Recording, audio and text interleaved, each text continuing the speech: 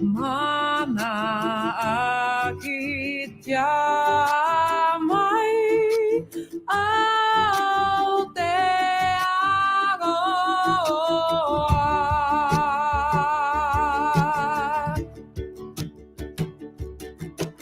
God of nations at thy feet, in the bonds of love we meet.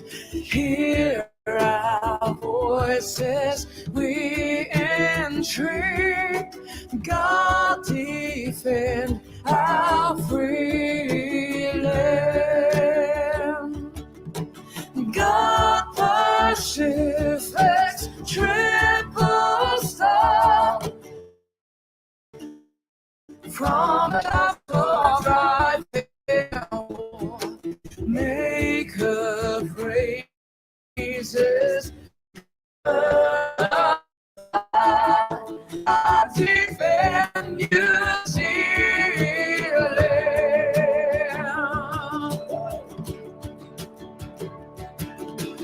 Men of every creed and race, gather here before thy face, asking thee to bless this place. God defend our free land from dissension and hate and corruption. God, our state, make our country good and great. God defend New Zealand.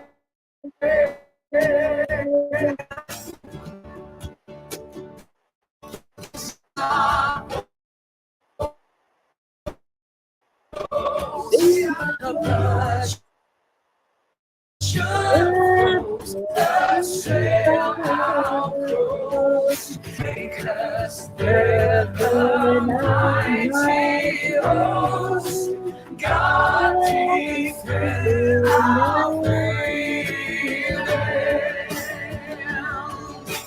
Lord of battles, in thy might, put our enemies to flight. Let our cause be just and right. God defend New Zealand.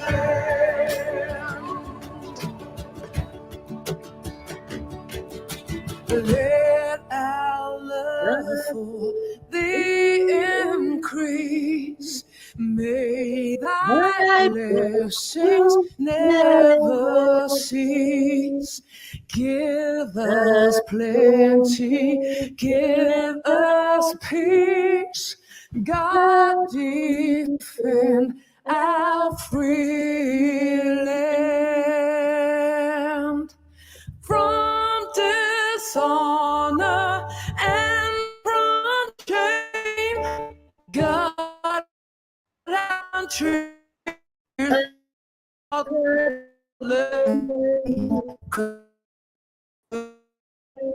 to fame.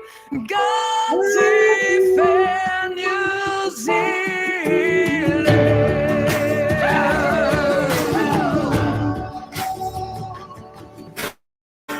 May our mountains ever be free of heart on the sea. Make us faithful unto thee.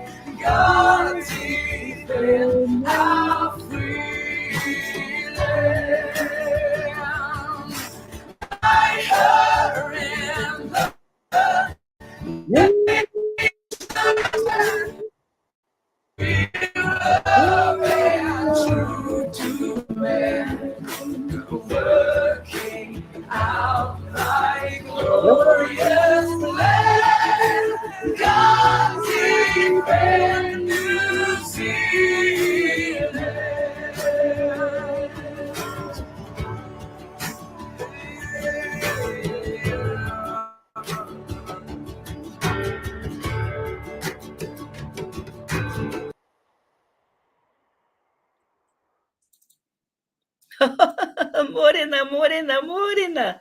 I know my lives are random, and thank you to Diane, Nikki.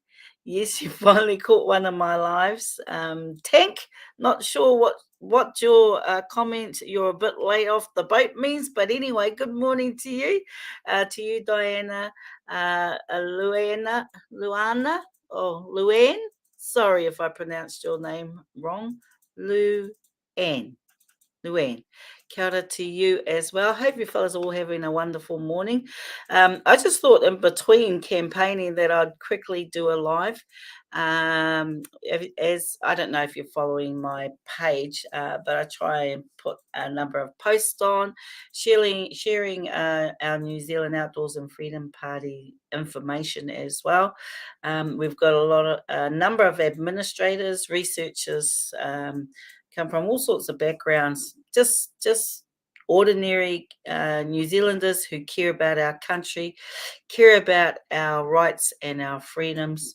As we all know, they've been eroded after the 2.9 or so months since the pandemic. But anyway, whānau, just to remind you what my points that I'm campaigning on and the 9 reasons why those of you living in Hamilton West on the Hamilton West General Electorate, you're registered in there, that these are the 9 reasons why you should vote for me. First, I want to entrench the New Zealand Bill of Rights into supreme law. Now, in so we have our constitutional makeup, because we have an unwritten constitution. There's only about 3 countries around the world that don't have a written constitution, and we're one of them. And the reason, really, that I was told at law school, that's debatable. But the reason being is that we're a young country, and our te tiriti or waitangi principles are still evolving. I mean, that's in case law, but they're still evolving. So that's the reason why we haven't had a written Bill of Rights. So what constitutes our constitution under an unwritten constitution? We have our New Zealand Bill of Rights, and we know that that's been usurped through Section 5, through the pandemic rollout. We've had many of our rights breached, and one of the most important ones is our freedom of speech, our freedom to gather, our freedom to say no to any medical experiment, our freedom to not be tortured. All of those things are all encompassed, all part of our New Zealand Bill of Rights, and all of that's been flushed down the toilet, to be frank. And so it's really important that we entrench our constitution that we already have. There are 4 components to our and this is just sort of Constitution Law 101, 4 components to our Constitution. One is the Constitution Act 1986, the New Zealand Bill of Rights, the New Zealand Human Rights Act, and the principles of the Treaty of Waitangi, or Te Tiriti, or Waitangi. And those principles have dropped down through case law. And it's an evolving law. So my number one point is to entrench our New Zealand Bill of Rights, because here's the thing, and I've been a Māori activist probably all my life without realising, or an Indigenous activist. Here's the thing, for our Māori whānau that are out there, we do not have any Bill of Rights or civil rights. We do not have Indigenous rights. So those of you that put your hand on your heart and say you're an Indigenous activist or a Māori activist, then you have to put your hand on heart and say you're a civil rights activist as well, because they go hand in hand. Okay, so that's that point. So with entrenching, and I got interviewed by Claudette Hauiti, who's one of the top Māori reporters, commentators in New Zealand, and reports for it with our Māori radio stations. She's a political reporter. She's been around for a long time, and she is probably the only one that gave me a fair go when it comes to interviewing me, because when I ran for local government, as you all know, they they called me all sorts of names. You had to say sticks and stones will break my bones, but names will never hurt me. But all laughing aside, the reality is that the mandates have hurt people. The mandates forced people, coerced people to get the jab where due diligence was not done. And we believed it when they said, well, most people believed it. I didn't. I didn't believe it when they said it was safe and effective, and that the government or Jacinda Ardern was the one source of truth. So there's a documentary coming out. I'm not too sure when. It was supposed to have dropped last night, but something's happened there. But I'll keep you updated with that. But anyway, I'm just trying to get you to understand what our constitutional makeup. Now, the Constitution Act gives government the power to do what they do, right? Now, did you tell them that they could have that power to do what they do?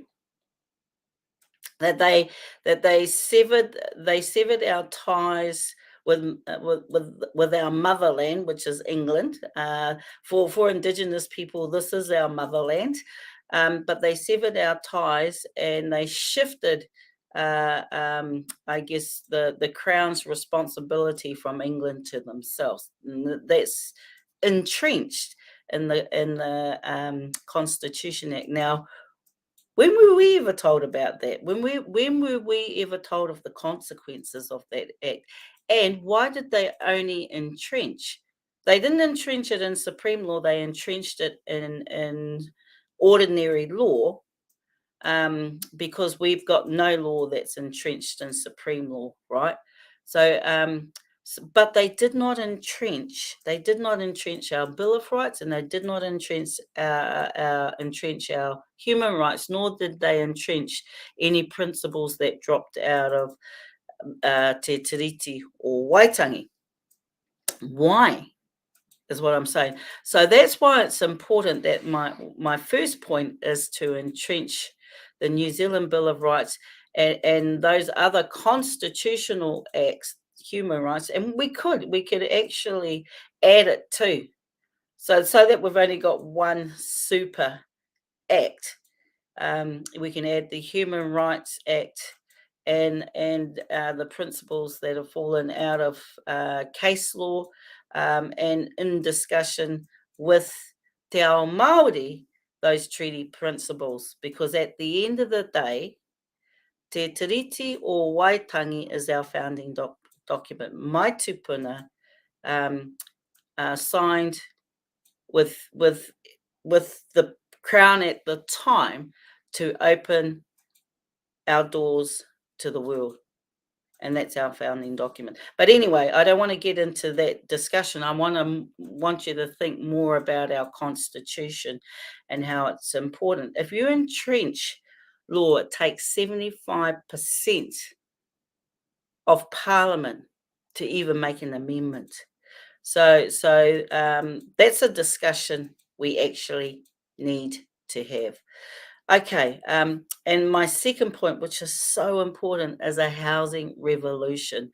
Homes, not motels. And the government spent, over $1 billion housing people in motels. Imagine if they gave them that as a deposit. I mean, I've been advocating for people that have been treated badly, the vulnerable families. And you're talking about children here. You're not just talking about adults. You're talking about whole families that are forced to live in bed cities.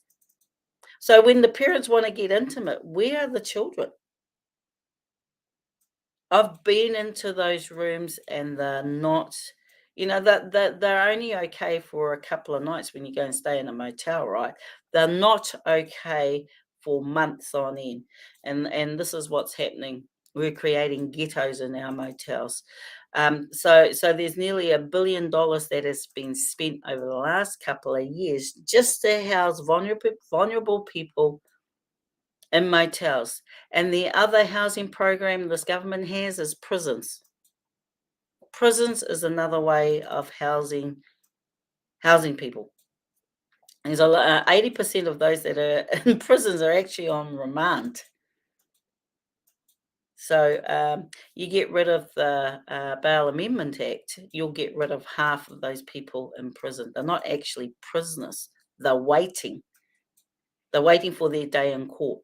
So, there's some, don't even get me onto that co-pupper. That's a whole nother co-pupper. That's a whole nother life. But just, that's the government's answer to the housing crisis that we're in. Now, imagine if we could resolve the housing problem. And there is an answer. And the answer is called Michael Savage. Michael Savage there was a housing crisis, right? After World War One, before World War Two, and definitely after World War Two, there was a housing crisis.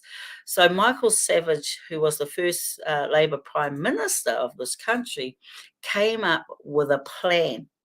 And that plan was for the state to take over the housing program, to build warm, affordable homes, and many of us are beneficiaries. John Keys was a beneficiary of the state housing program. Let's not forget that.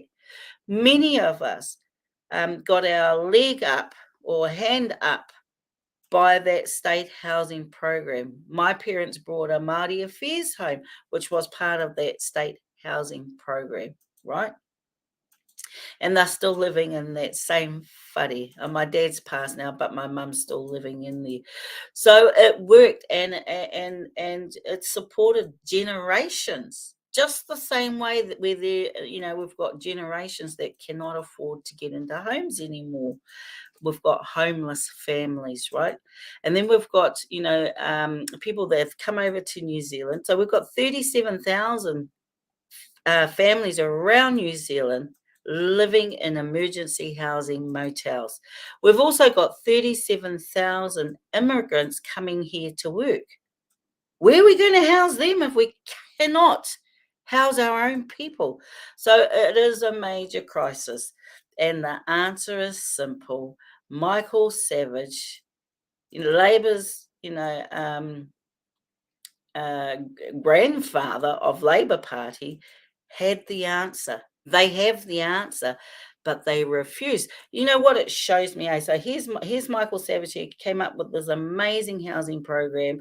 You can see some old footage of those housing programs and families going in beautiful, solid homes.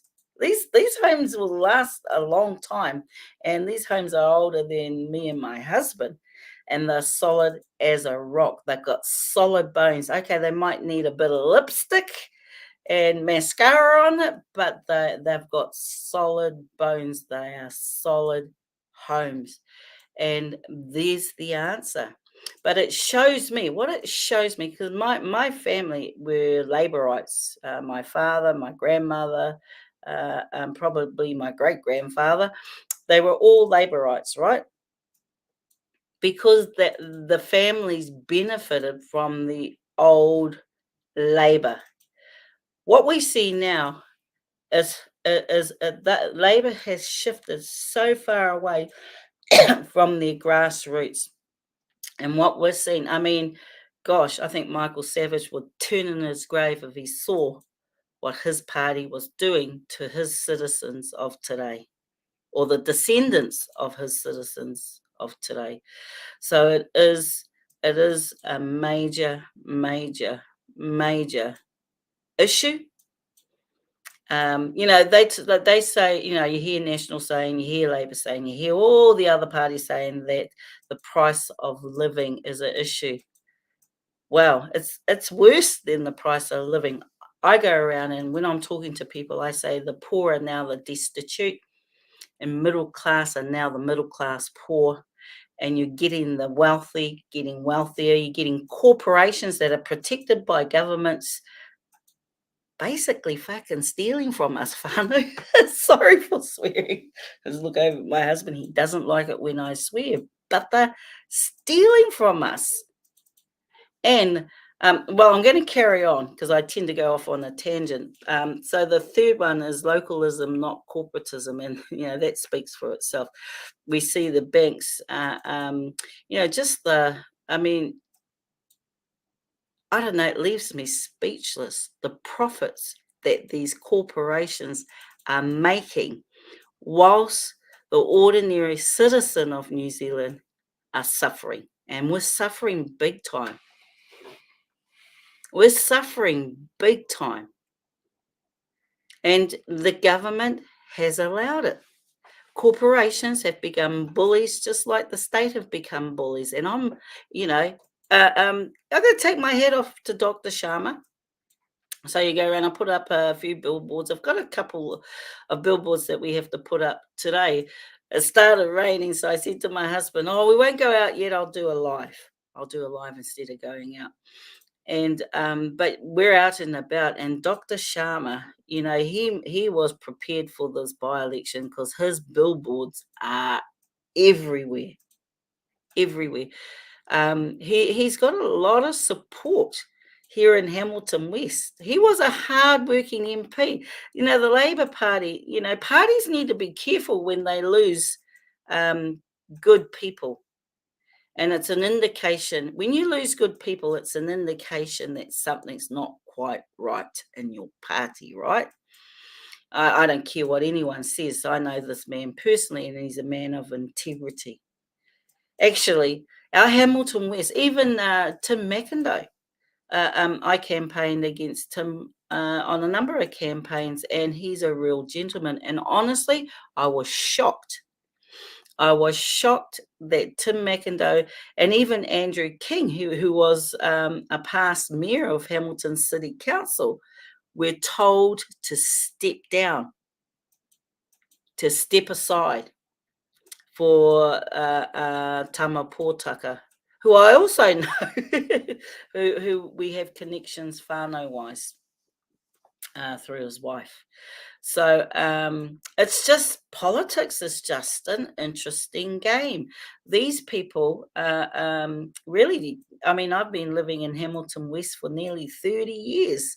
I've been fighting for my community for nearly 30 years. When I was in local government, I said, in the length of time that we've been in this whare, so we've been in this whare for nearly 20 years, and I said, I've not once seen our roads or our footpaths or any investment in our community, not once in that time that I've been living in this whare. And lo and behold, near the end of the campaign, after the local government campaign, outside, our road outside, it's the first time I've ever seen them fix the cracks in the road, right? And then around the corner, they were fixing some footpaths. So it wasn't a waste of time. It was not a waste of time putting my hand up in the mayoral race and saying, this is what's happening and this is what's not happening, and you are creating communities of haves and have-nots. You do that, you'll push crime up, you decommission our parks. So people go, why do you go on about parks? And I said, I go on about parks because it shows actually how cruel the decision making is when you decommission children's parks and don't replace it. You want to go around to all the leafier communities, even in Hamilton West, but especially over in Hamilton East, and see how much investments, millions of dollars, are invested in their parks, and our babies get nothing. So, you just, so who knows? We might get a children's park soon. Otherwise I'll be on their case again. But it's important to invest in your local communities. National are pushing for more police, act same old. When it's close to election times, I was watching Moana Maniapoto, her program, and who was she interviewing? David Seymour, and she was saying that usually around election times, they on mainstream media they push what's crime. They push crime, so it's pretty much over advertised, I guess, is what she was saying. And that was interesting when she said that. She said, one in, I think, 5 or 6, I can't quite remember, and just this is just off the top of my head, is always about crime, and usually that increases when there's an election. So it's a political football. But here's the thing: you're going to be bloody tough on crime, then you bloody well be tough on poverty, because poverty and crime go hand in hand. And so when you create communities of haves and have-nots, you're going to push the crime rate up. And like I said, the poor are now destitute, so they're desperate, and they start doing desperate things. So that's why it's so important to support your local businesses, not your corporations. I know I go to Kmart. I know I go to Warehouse, and I try really hard not to now.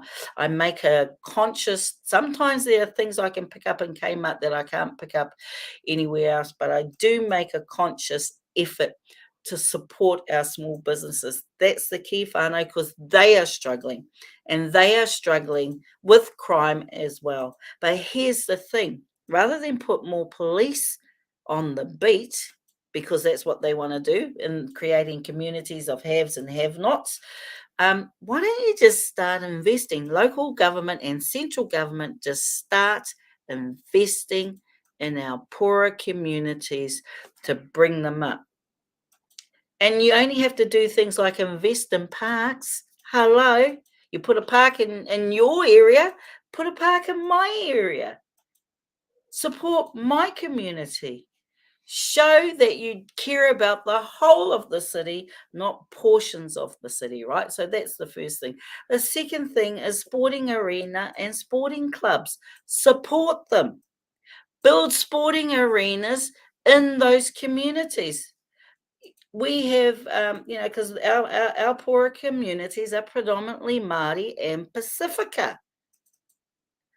We all know. I come from a whānau of sporting players. I mean, my children have represented, they've worn the silver fern, they've represented the province, they've represented the iwi. Sports teaches a lot of things, and our kids are naturally talented. You grab them at a young age. My daughter is now fully into coaching. Plus, she still plays because she likes to keep fit, but she's fully into coaching, bringing up the next generation and giving them the opportunities. And she has told me, Mum, I learned so much. Like, she's got 2 degrees. She's got a law degree and an environmental degree. So she's no dummy, right? But she said she learned her leadership skills through sports, how to be a team player, how to take individual responsibility, how to care for others in your team, and how to manage. And she said what she learnt playing sports at the highest level, she takes into her roles that she plays in the community or with her mahi itself. And she said she takes those learnings everywhere. It is so important, right? Sports for our community is healing, and it creates opportunities. So build sporting arenas in the poorer communities and start supporting and funding our sports clubs. You will reap the benefits. I know how to got out publicly that I probably have mentioned it, that I in my late teens, early 20s worked in a condom factory. It was down the road. All my aunties, my mother, cousins, we all worked there. It was a big factory, and I think it's still going. So I was told by family members. Anyway, we all worked there, and we sort of didn't take note of what we were making, even though every now and then we'd have a chuckle about it. Anyway, we used to have a bit of a chuckle about it. But that's where we as a family work, right? And then over 20 years, I educated myself until finally I got a law degree, and that's transformation, right? I was a good sports player, but once I had my children, I stopped and stopped playing sports. I played a little bit of sports, but not like my daughter. She was still playing for New Zealand in between having her babies. So, gosh, I couldn't imagine that. Yeah, so even though I wasn't a bad, no, it wasn't too bad, but I wasn't one of the best. But I could play. I could play netball, play softball. They were both my favourite sports. But anyway, it's a way of connecting with your community, connecting with your whānau. So sports in our family has been so beneficial, and the community reaps the benefits. So again, rather than pushing the old put more police, on the beat, we need to actually be hard on poverty rather than be hard on crime if we seriously want to make a dent in the crime rates. Okay, so that's that point. And I know, because I know I've transformed myself, I've transformed my family. I know how to transform our community. So just putting that point out there. Kia ora, Stephen. Kia ora, Nikki. Thieving who is. Kia ora, Grace. Thank you for tuning in. I hope you guys are having a good day. It's awesome that you are tuning in. Okay, so the other point also, and the beauty about my lives, if you can't watch all of it, or don't have time to watch all of it, then you can, go and do what you need to do and come back. The other reason why you should vote for me in Hamilton West is obvious. It's an obvious point, and this is where myself and New Zealand Outdoors and Freedom Party, we align when it comes to protecting Papatūānuku, protecting our environment, our waterways, and New Zealand Outdoors and Freedom. So we have the same concerns about the erosion of our rights, the erosions of our civil liberties. So there's such an alignment there between my values and principles and the party, my new political home. So protecting the environment is an important issue for us. Keeping local assets in local hands, and we've heard the issue around Three Waters, and I've explained to you all why I think that the Three Waters. I'll pass that home. Sorry, that's my phone.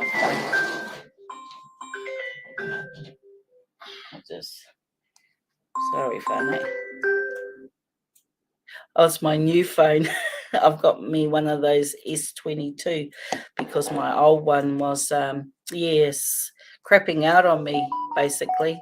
So I've just received my new phone yesterday, and I'm from the generation where we weren't born with one of these things in our hands. So I've got to get used to, because you get used to your old phones. Well, I've got to get used to my new phone now. Anyway, it'll take me a while.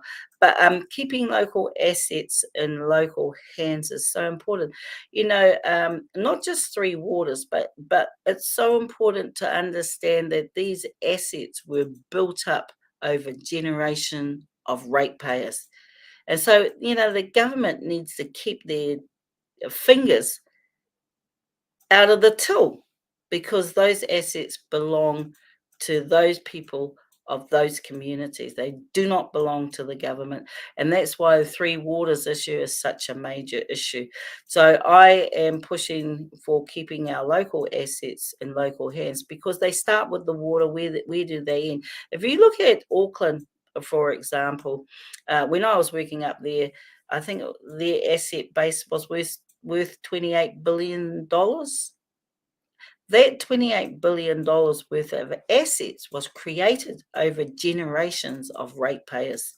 And I'm sure the government and the private sector and the corporations would love to get their hands on those assets. So it's so important that we maintain our assets, and because at a local government level, if you don't like your politician, your local government politician, you just vote them out the next time, right? There's a lot more accountability. There are no party politics. There are agendas that they come with, but there's no party politics. It's a slightly different beast to central government, our local government.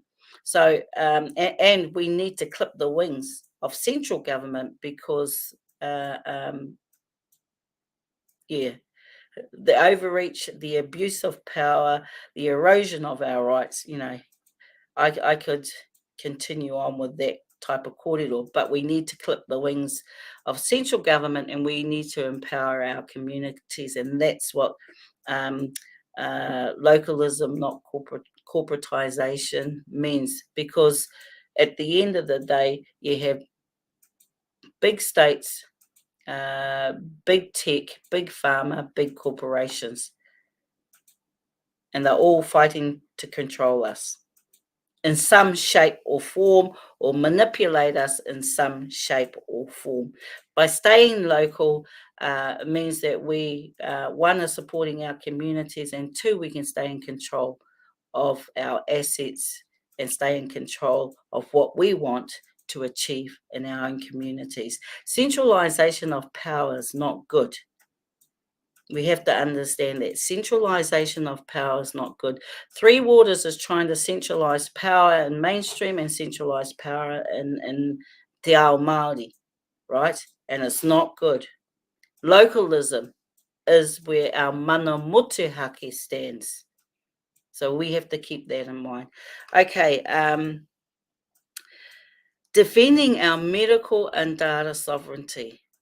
These are really key issues for me. My father and my family, a number of them were coerced into getting the jab when they didn't want it. And as you all know, I mean, without repeating myself, my father paid the ultimate price for the 5 million. Anyway, we won't go into that. So having the ability to say, no, I don't want that treatment. I don't want that jab. I don't want that experiment, is your God-given right. If you cannot say no to that, then we're living under a dictatorship.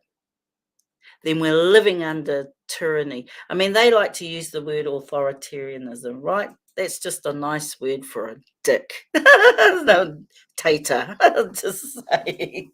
Anyway, and data sovereignty. Well, once they move us into digital ID and digital currency, we are enslaved. We are enslaved whānau. So by us maintaining our own mana, our own sovereignty over our own data and protecting that, we protect ourselves from being enslaved at a digital artificial intelligence level. And this is not a conspiracy theory, because there are a number of acts that are all currently sitting there in Parliament now to achieve exactly that. Really important stuff, and I say you wonder why so food sovereignty is so important. So protecting our organic farmers, protecting the distribution and the control around food. We keep that local, we keep that in our communities. We encourage community gardens, and we encourage whānau to build their own gardens so they are self-sufficient. And I've got a project with my husband that we're working on at the moment, and I'll keep you updated about that project, but it's pretty exciting actually. So food sovereignty is important, fuel sovereignty, and really that's what I wanted to talk to you about. So I'll put that aside until I go through my 9 points, because that's the kōrero I want to have with you today, and putting New Zealanders first. What the government's doing is putting corporations first, putting their mates first, putting themselves first, and not putting us first. And again, what I love about the New Zealand Outdoors and Freedom Party is they care, and I care about what happens to you and I. So that's really important, and holding the government accountable. Making binding referendums on the government. entrenching our Bill of Rights, human rights, and Te Riti o Waitangi principles. There are a number of things we can do to hold the government accountable. Setting up a corruption department, a corruption agency separate to government departments so that they're independent. And if a government doesn't want that, if a party doesn't want that, then you have to ask the question, why? Why do you not want that? Because what we've seen is, I've seen it, I believe, from my perspective, and again, it's my perspective. You don't have to agree with it, right? You don't have to agree with my perspective. Go out and do your own research. I have been researching since the rollout of the pandemic, and I believe, seen corruption in the health system, seen corruption through mandates and coercion, seen corruption even in the Pfizer data safety report, where the government has refused to see evidence and look at evidence, seen corruption when I've asked the government, the Ministry of Health, to investigate when my father first fell ill from the jab. And then they admitted that there will be deaths and there will be adverse effects from the jab, and did nothing about it. So that tells me we need to set up an independent corruption agency. Those are just food for thought. So anyway, those are my 9 points that that I have been campaigning on, and I've been to 3 big meetings this week, which has been great. Interesting enough, I thought I'd let you know there's been no debates. I've been in a number of several campaigns, and there have been no public debates to this day. And we've only got a few more weeks before it's election time. No one wants to debate people like me. I think they don't want to debate me. So everybody's doing their own thing. And so I went to a meeting where it was standing room only. It was an excellent meeting. So people are creating their own buzz, right? And doing their own thing and sharing their own corridor, because there are no public debates. That is not a democracy, whānau, when you cannot debate against your opposing candidate. There is no democracy in that when there are no debates. I've made contact with some organisations who put on public debates in the local government elections, and they said they won't be doing it for the general by-elections. So fascinating, actually. Fascinating. Okay. Now, to get on to the kaupapa that I wanted to talk about, and this is about fuel sovereignty. So on my Facebook page, I've put a link there, and I just think it's really important that we understand the history of Marsden Point. It's so important because we're seeing the massive big potholes everywhere. Well, they've got no bitumen left, right? They've got no bitumen left to fill in our potholes. We see that diesel, because we've got a diesel ute, is dearer than petrol. And we still have to pay our road users on top of that. Now, let me go through the history of, and whānau, look, I understand if you have to jump off, but these are really, really important things that we have to understand. It's like these are the consequences of past decisions, what we're feeling now. And don't let them blame the war on Ukraine. Don't let them blame the pandemic for why we are feeling the pinch now, because a lot of things have been orchestrated from past decisions, and we have to hold those governments in the past for getting us to this point. It's happened over time. Like the erosion of our rights happens over time, so does the erosion of assets that are the transfer of wealth from state-owned to public-owned has happened over time, right? And it's time we wake the F up, actually. Seriously. Things might be uncomfortable for you, but if we don't wake up, they're going to be worse for our children and our grandchildren and our great-grandchildren. You might not care about your great-grandchildren because that's too far down the line, but you do care about your children and you do care about your grandchildren. So take note. And I'm just going to read through this, realizing then that you may want to jump off or haven't got time to listen.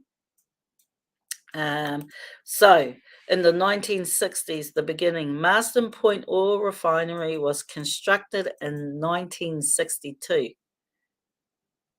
Dare I say it, that was the year I was born. And paid for by our people. So that was paid for by my parents and grandparents and their parents, right? It was officially opened on the 30th of May, 1964. In 1973, under Norman Kirk, the government approved a 160 million expansion of the refinery later that year. The first global oil shock sparked by the Yom Kippur War raised crude oil prices from $3 to around $20 a barrel. Fortunately, New Zealand citizens retained reasonable security of their supply. So that's really important. When there was a war, we were able to sustain ourselves and we had security over our own supply. A second global oil shock in 1979, this time due to the Iranian Revolution, greatly increased the price of oil again. Now, during this time, my brothers were actually working at Marsden Point during that period and into the 80s. This became a catalyst for further expansion of the refinery under Robert Muldoon's Think Big Energy projects, and I was around when all of that happened. 1980s expansion and dispersion. By 1981, the expansion began, and this is when the brothers Ahan were travelling up to Marsden Point, and they spent a few years up there doing mahi. Began, and the government approved 170 kilometres of pipeline to Whitty in South Auckland. A workforce of 5,000 worked on the expansion, including my whānau, and it was expected to cost us at that time $1.55 billion. Due to strikes and government negligence, the project was completed in 1986, 2 years behind schedule and at a final cost of $184 billion. $1.84 billion. Following the election of the Roger Douglas-driven Labour government in 1984, so that was a Labour government, in 1984, the Petroleum Sector Reform Act was introduced. This act deregulated the petroleum industry with 1,500 workers expected to lose their jobs. The refinery assets were paid for. The refinery assets that we paid for were transferred by the government to the New Zealand Refinery Company Limited, a consortium of the 5 major petrol retailers, BP, Mobil, and Z Energy, are currently their major shareholders. The government borrowed $80 million and gave it to the New Zealand refining company to enable it to adapt to its new environment. So not only did we give away, at that time, that was a lot of money. You're talking between 1979 and 1986, right? and $1.8 billion. I don't know what that is in today's terms, but it's billions and billions of dollars, right? So they literally gave away our refinery and then paid the bastards through our taxes to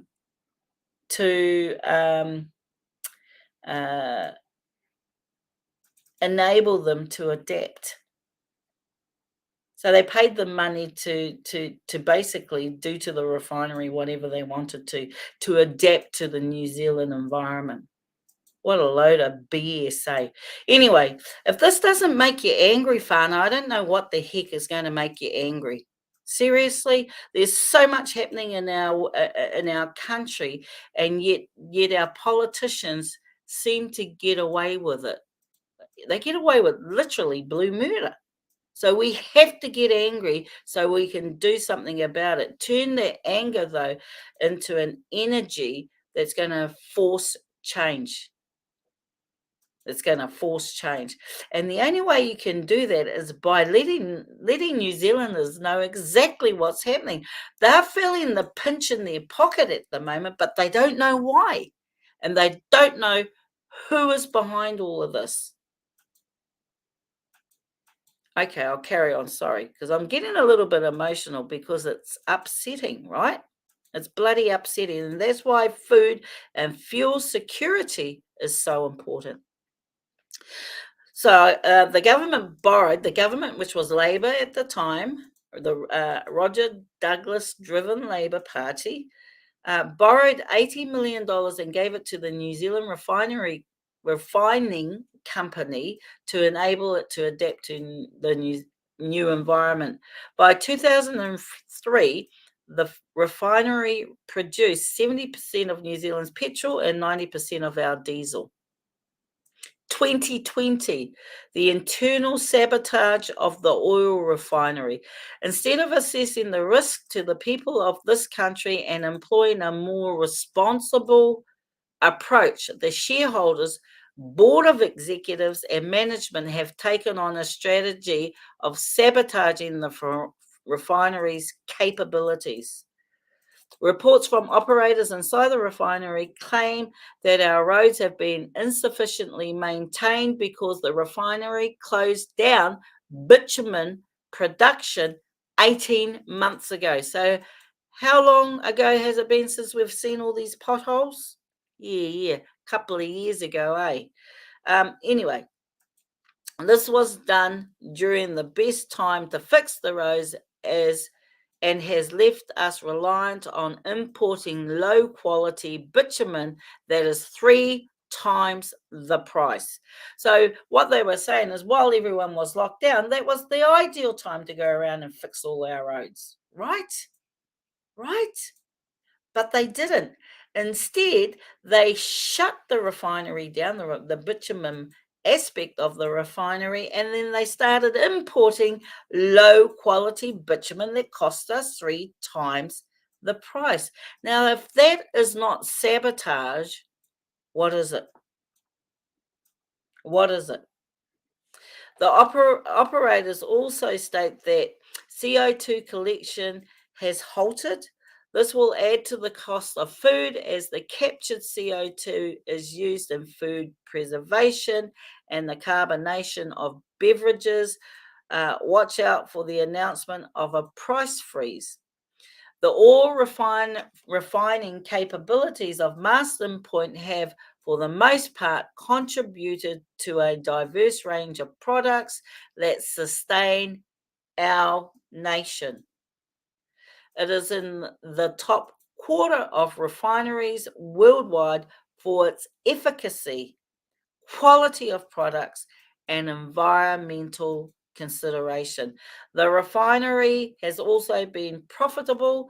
The COVID-19 response had a small effect on its profits. However, almost all the operators claim that poor management and the seemingly purposeful advancement of incompetence into the management's ranks have contributed far more to its capitulation.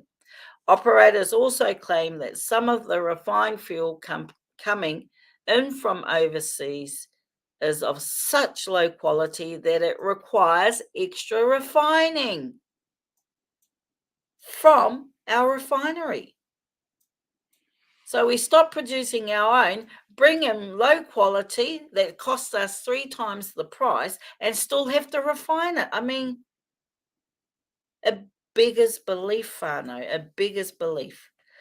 Okay, this may pose operators also claim that some of the refined fuel coming in from overseas is of such low quality that it requires extra refining from our refinery.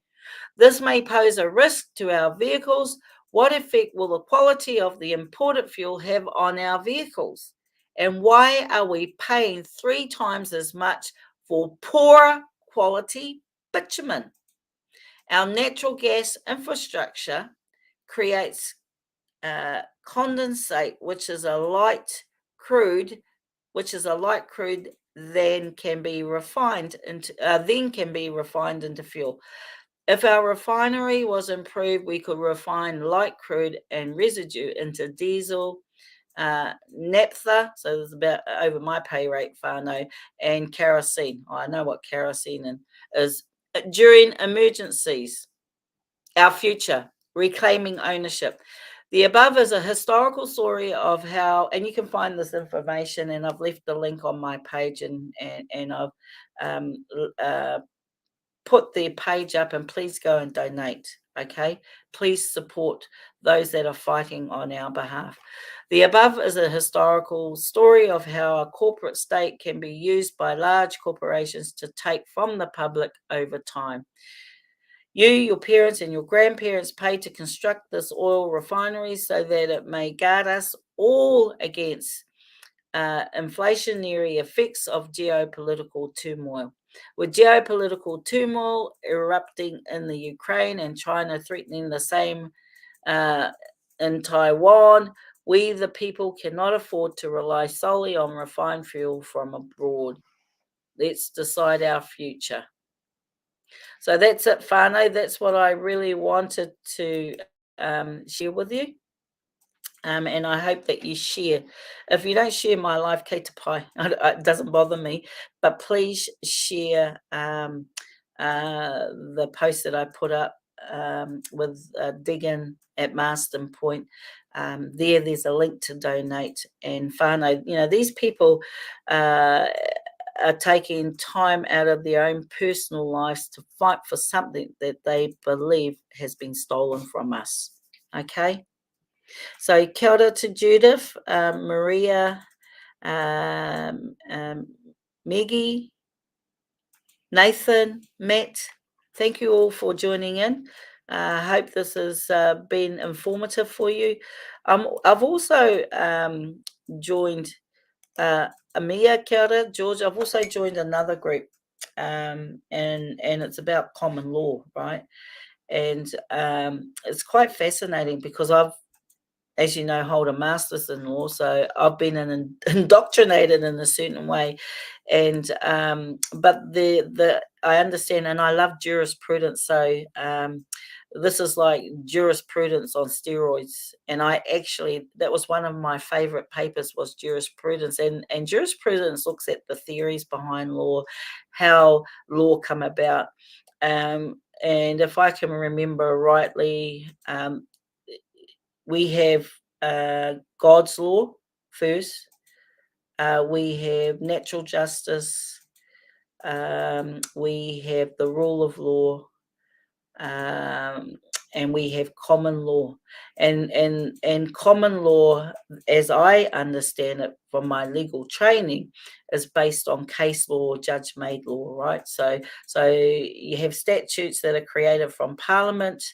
Until there's and you have many sections, until there's a case on specific sections, then that law is up to interpretation until a judge decides on what that interpretation is. And then you'll have your district court, high court, court of appeal, Supreme Court, that used to be our Privy Council run by the House of Lords. And so those judgments can be appealed and overruled, right? So that's the hierarchy of courts. and that's where case law comes from. And when you get to the Supreme Court, or back in the day it was the Privy Council, that was the highest. That decision stayed until the government changed the law, and then it'll start all over again. And that happens all the time. Now, without a written constitution, like New Zealand creates, we're crazy about law. We spit out law like there's no tomorrow. And the reason being is because we don't have an upper or lower house, which holds our parliament accountable. We don't have mechanisms to stop the crazy politicians from creating crazy laws that don't actually support us, right? And so we've experienced that through the lockdowns, the mandates, the coercion. We've experienced all of that, the crazy law.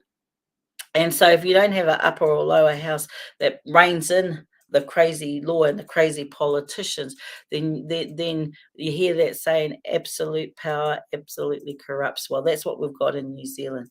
So jurisprudence law talks about all those sorts of things and theories and blah. And usually, you've got professors that hold PhDs in law, write on these sorts of things. And I used to find jurisprudence absolutely fascinating. People used to think I was crazy. And yeah, there were a number of papers that I did find fascinating. Crimes was another one. Tort law was another one, and equity law. So I sort of miss those. I wish I could do it all over again. Sit in there and see how far the law has shifted since I've been out of law school, and that's been nearly 2 decades ago now. So it's been a while. But anyway, I've joined this group that talk about common law. So that sort of sits within equity law and sits within God's law. Doesn't sit within common law that I was trained in, which is case law and judge-made law. But fascinating stuff nonetheless. And I'd love to share some of those learnings with you in my life. So that's a kaupapa that's going to come later on. But anyway, Whānau, you've listened to me speak long enough. Has the sun come out? It's stopped raining anyway. My darling might want to go out and put a couple more billboards up. So kia pai tō rā. I hope you have an awesome day, and thank you so much for listening to me. I don't wear my glasses because I get too much glare. So yeah, I feel a bit naked without my glasses. But anyway, hui anō, such is life. Have an awesome day, whānau. Kia pai tō rā, ka kite anō. Kia ora.